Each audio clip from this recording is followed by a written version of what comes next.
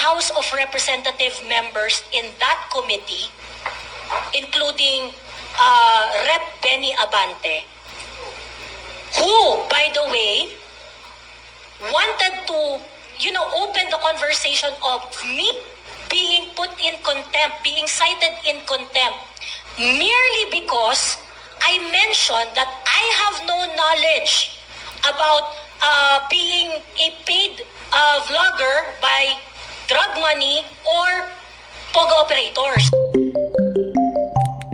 Nothing to share. And if I have nothing to share, I am of no use to whatever goal that you wanted to achieve in that committee. Me in contempt. If I am just concerned sa pera ng bayan, this actually revealed a very, very nonchalant attitude of our of the members of the House of Representatives. Wala kayong pakialam sa pera namin. Imbis na hinahanap nyo kung sinong naglagay nag-fill in ng blanco sa bicameral committee para magkaalaman tayo dito kung paano nyo binuo yung 2025 national budget, ang namin. Is that fair? Now, again, it's very clear. This is harassment. This is to silence us.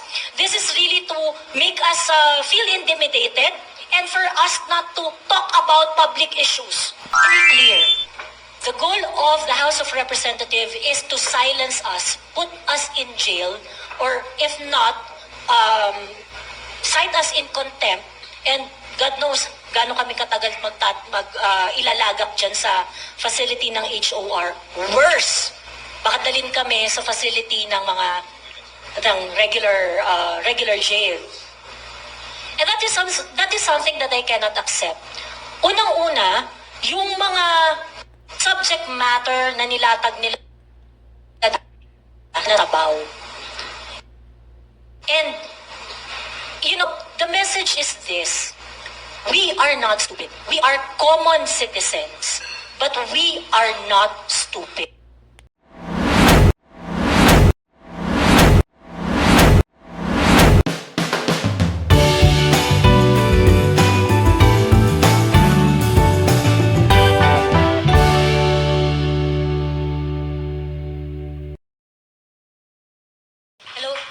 Hello everyone. Good afternoon. My name is Joey Cruz, also known as Joie de Vive. Yeah, French name. Ayan. There are several revelations today, and it confirms our hunches that the goal of the House of Representatives, the joint committee that handled the committee hearing, calling us to appear, to share our knowledge on matters that were raised by Rep. Barbers last December 4 and December 16. Saying that there are makapili vloggers, narco vloggers, and vloggers being paid by POGO operators. On December 16, Rep. Barbers called on law enforcement groups to investigate malicious vloggers and trolls and to act on any cyber crime that they would see. Very clear. The goal of the House of Representatives is to silence us, put us in jail, or if not, cite us in contempt, and God knows gaano kami katagal ilalagak dyan sa facility ng HOR. Worse, baka dalhin kami sa facility ng regular jail. And that is something that I cannot accept. Unang-una, yung mga subject matter na nilatag nila na tabaw. And, the message is this. We are not stupid. We are common citizens, but we are not stupid. Many things that were revealed today, how power tripper the House of Representative members in that committee, including including Rep. Benny Abante, who, by the way, wanted to, open the conversation of me being put in contempt, being cited in contempt, merely because I mentioned that I have no knowledge about being a paid vlogger by drug money or POGO operators. Nothing to share. And if I have nothing to share, I am of no use to whatever goal that you wanted to achieve in that committee.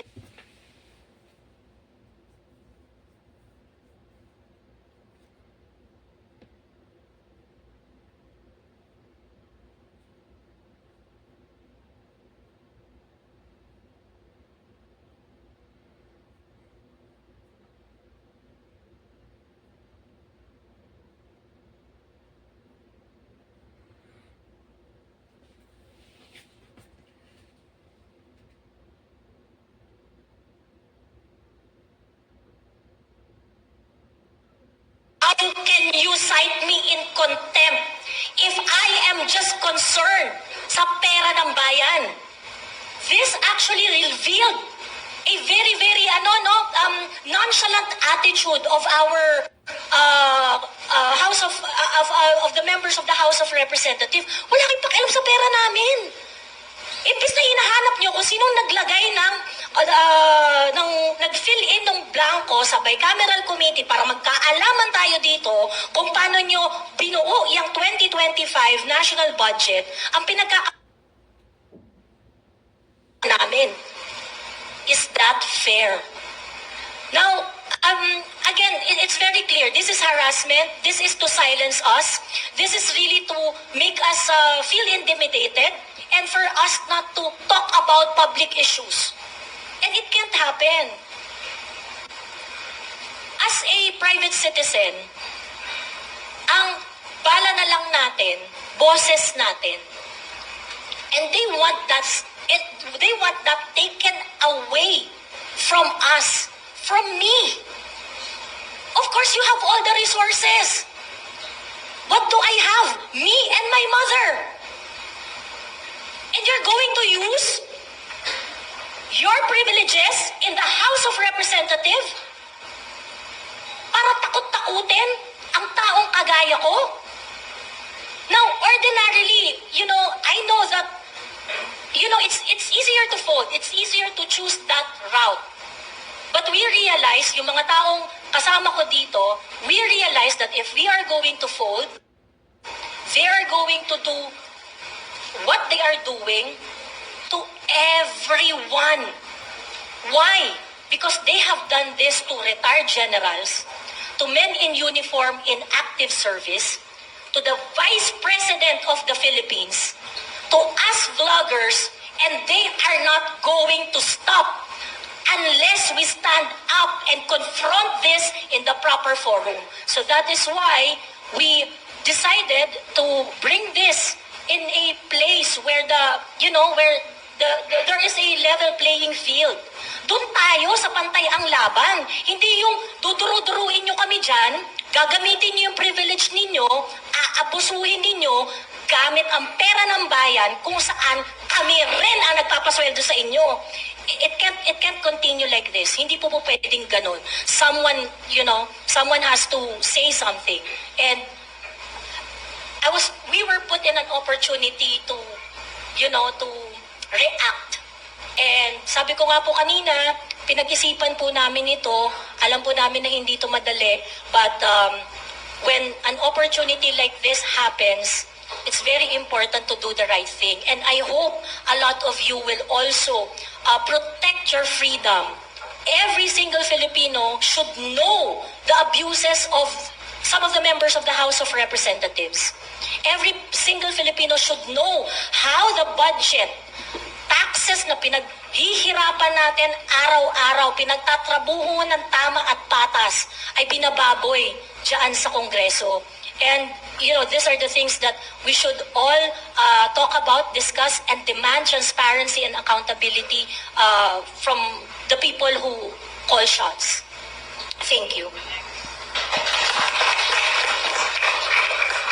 Good afternoon, ladies and gentlemen.